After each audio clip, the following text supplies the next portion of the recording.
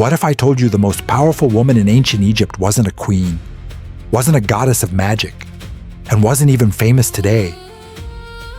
She decided where temples would stand. She recorded the names of kings. She measured time itself.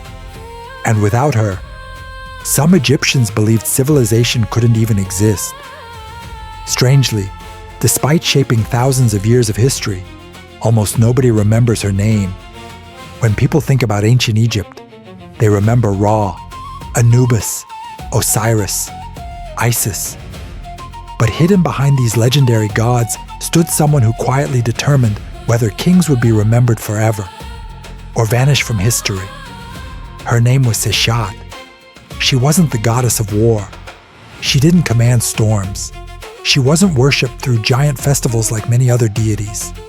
Instead, she ruled over something even more powerful: knowledge, writing, memory, measurement. To the ancient Egyptians, these weren't ordinary skills. They were sacred forces that held the entire universe together. Without accurate records, laws disappeared. Without measurements, temples couldn't be built. Without history, a pharaoh might as well never have existed. Every victory, every building, every royal ceremony, every passing year had to be recorded perfectly. Because once something was written by Seshat, it became eternal. But here's where the mystery begins. Why would an entire civilization trust one goddess with preserving reality itself? And what exactly was the strange seven-pointed symbol she always wore above her head?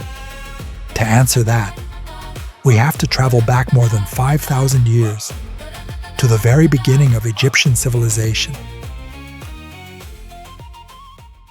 Imagine waking up tomorrow, and every book, every law, every name, and every piece of history had vanished overnight. That nightmare was exactly what the Egyptians feared, because memory wasn't just useful, it was sacred. The Egyptians believed the written word possessed supernatural power. Writing didn't simply describe reality, writing created reality. Once something was recorded correctly, it gained permanence. That belief made scribes some of the most respected people in Egypt. But every scribe answered to one divine master, Seshat. She became the patron goddess of writing long before libraries as we know them even existed. Whenever a scribe sharpened his reed pen, mixed black ink, or unrolled fresh papyrus, he was following a tradition protected by Seshat herself. Her name may even mean something close to she who is the female scribe. Unlike gods who ruled through force, Seshat ruled through precision. Every symbol had to be correct. Every number had to be exact. Every royal achievement had to be preserved without error. Mistakes weren't simply embarrassing. They threatened order itself. Because in Egyptian belief, the universe depended on Ma'at, the divine principle of truth, balance, and cosmic harmony. Seshat became one of Ma'at's greatest guardians. Her records prevented chaos from rewriting history. If a king ruled for 30 years, she wrote 30 years. If a temple stood 40 cubits tall, she measured exactly 40 cubits. Nothing more, nothing less. Accuracy was sacred, and that sacred precision soon gave Seshat one of the most extraordinary responsibilities any deity could ever possess. She literally helped create the places where gods would live. Before a single stone could be placed, the gods themselves had to approve the blueprint. Modern architects use laser levels. Ancient Egyptians used Seshat. One of Egypt's oldest royal ceremonies was called stretching the cord. It wasn't symbolic theater. It determined where an entire temple would exist forever. The pharaoh would appear beside Seshat. Together they stretched a sacred measuring cord across the ground. Using stars as their guide, they established the exact orientation of the future temple. Every angle mattered. Every direction carried religious meaning. Many temples were aligned with the sunrise, important constellations, or astronomical events occurring only on specific days each year. One tiny mistake, and the temple would fail to reflect divine order. Seshat ensured perfection. She wasn't merely measuring land. She was measuring the universe itself. Her tools became legendary. She carried a measuring rope, a palm-ribbed staff used for calculations, writing equipment, and above her head floated one of ancient Egypt's greatest mysteries, a strange seven-pointed emblem scholars still debate today. Was it a flower? A star? A celestial instrument? Nobody knows for certain, yet this mysterious symbol appears beside her again and again across thousands of years of Egyptian art. As temples grew larger, Seshat's importance only increased, because every sacred building, every royal monument, every great construction project began with her invisible calculations. But astonishingly, measuring buildings was only a small part of her true responsibility. She also measured something no human could ever hold in their hands: time itself. What if someone could count every single year of your life before you were even born? To the Egyptians, Seshat almost could. She became deeply connected with calendars, astronomy, and royal jubilees. Every reign had to be measured, every festival recorded, every important anniversary preserved forever. One celebration stood above all others: the Sed festival, usually held after 30 years of a pharaoh's rule. It symbolized the king renewing his strength and proving he still deserved to rule Egypt. Who recorded these years? Seshat. She counted each passing year with absolute precision. Sometimes she was shown marking notches onto the branches of a sacred palm tree. Each mark represented time itself. The palm became a living calendar. Nothing escaped her record. Not victories, not floods, not harvests, not generations. To later Egyptians, history wasn't random. It was carefully measured, organized, protected. Because if time wasn't recorded, future generations could never understand the past.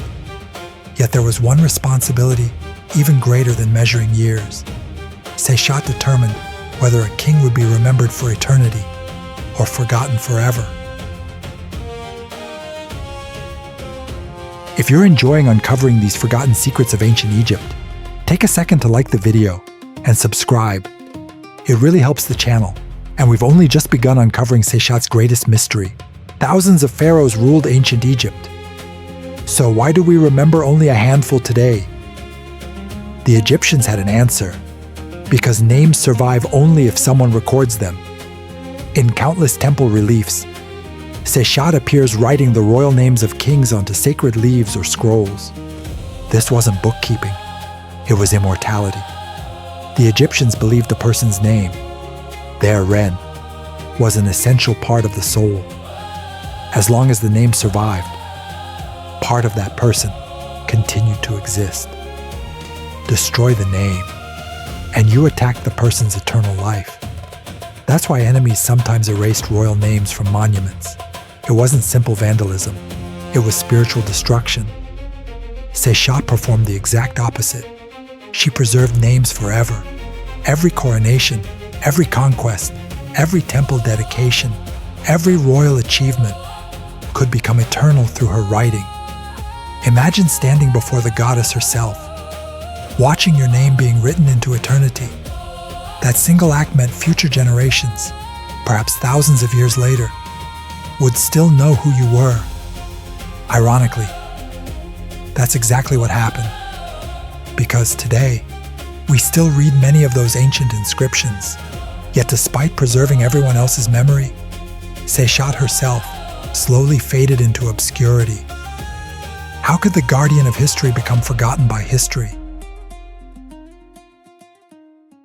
How does the goddess responsible for preserving history disappear from history herself? Unlike Isis or Anubis, Seshat rarely became the center of myths. She didn't battle monsters. She wasn't the main character of epic legends. Instead, she quietly appeared wherever knowledge was needed, behind temples, beside kings, inside archives, next to scribes. She represented something less dramatic, but absolutely essential: organization, accuracy, learning, mathematics, architecture, astronomy, administration. Without those things, Egypt's famous monuments could never have existed. Many historians believe Seshat's influence actually grew as Egypt became more advanced. The larger the kingdom became, the more records were needed. Taxes, construction, land surveys, military campaigns, religious ceremonies. Everything required documentation. In many ways, she became the invisible engine behind one of history's greatest civilizations. Later, the god Thoth became increasingly associated with writing and wisdom. The two deities often worked together. Sometimes they even shared overlapping responsibilities. Yet Seshat never completely disappeared. She remained the divine recorder, the eternal archivist, the silent witness to history. And perhaps that's exactly why modern audiences overlook her. She wasn't flashy, she was foundational. But once you recognize her role, you start seeing Seshat everywhere in ancient Egypt, hidden, yet indispensable.